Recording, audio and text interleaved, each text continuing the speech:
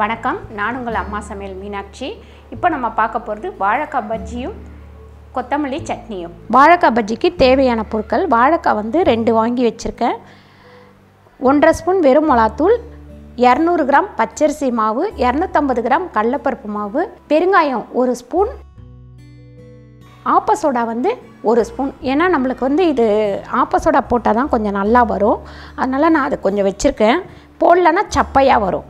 தேவையான அளவு உப்பு, தேவையான அளவு எண்ணெய்.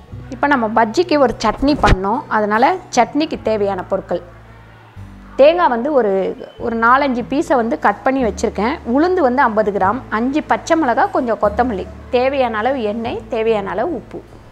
பாருங்கள், இந்த தேங்காய், இந்த பச்சை மிளகாய், இந்த புதினா பச்சையோடவே போட்டுடலாம். உளுந்து மட்டும் நம்ம கொஞ்சம் எண்ணெய் போட்டு வறுத்துக்கலாம் சட்னிக்கு. இப்போ நம்ம பஜ்ஜிக்கு மாவு பிணைஞ்சிக்கலாம், கரைச்சி எடுத்து வச்சுக்கலாம்.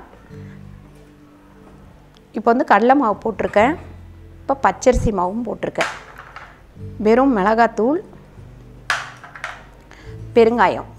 நீங்கள் கலர் வேணும்னா கலர் சேர்த்துக்கங்க, நான் கலர் சேர்க்க போகிறதில்ல.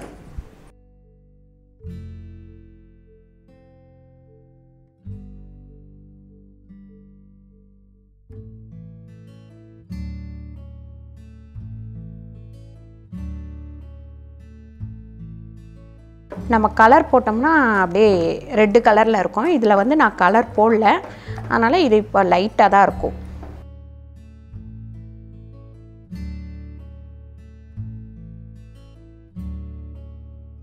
இப்போ இந்த உளுந்தை நம்ம போட்டுடலாம்.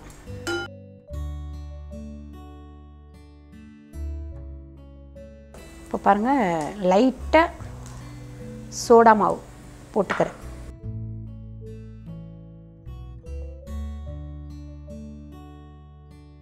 இந்த அளவுக்கு திக்காக கரைச்சிக்கங்க, வேணும்னா நம்ம அப்புறமா தண்ணி போட்டுக்கலாம்.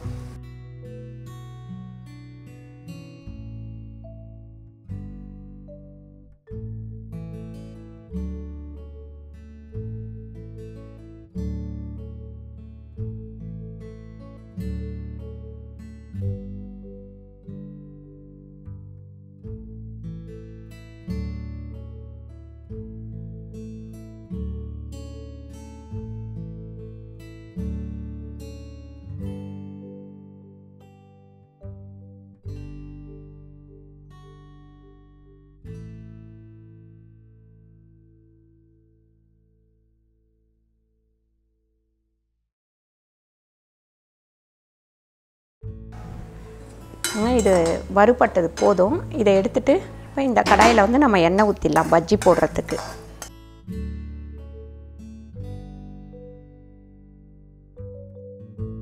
இப்போ இதில் உப்பு போட்டுக்கலாம், ஒரு 3/4 ஸ்பூன் உப்பு போட்டிருக்கேன். தேவை இருந்தால் நம்ம அப்புறம் உப்பு போட்டுக்கலாம். பஜ்ஜிக்கு எண்ணெய் போட்டுக்கலாம். பஜ்ஜிக்கு 1.5 ஸ்பூன் உப்பு போட்டுக்கலாம்.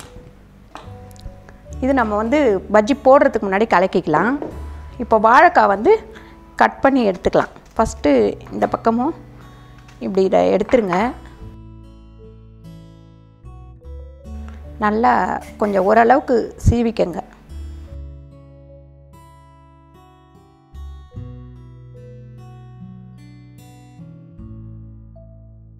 நீங்கள் உங்களுக்கு சைஸ் எப்படி வேணுமோ அப்படி போட்டுக்கோங்க.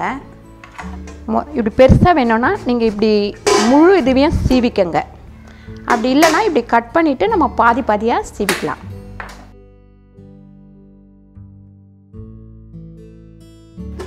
இந்த அளவுக்கு சீவிக்கங்க. இதை உடனே தண்ணியில் போட்டுருங்க. மாவை ஒரு தடவை நல்லா கலக்கிக்கங்க.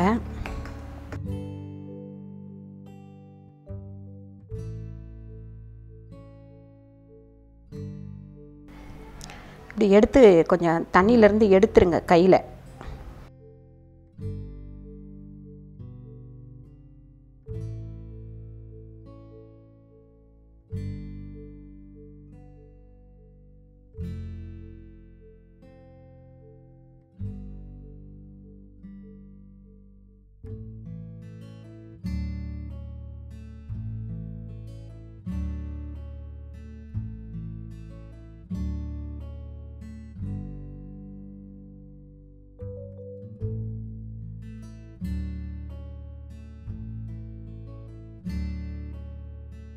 இப்போ பஜ்ஜி வந்து ரெடி ஆயிடுச்சு.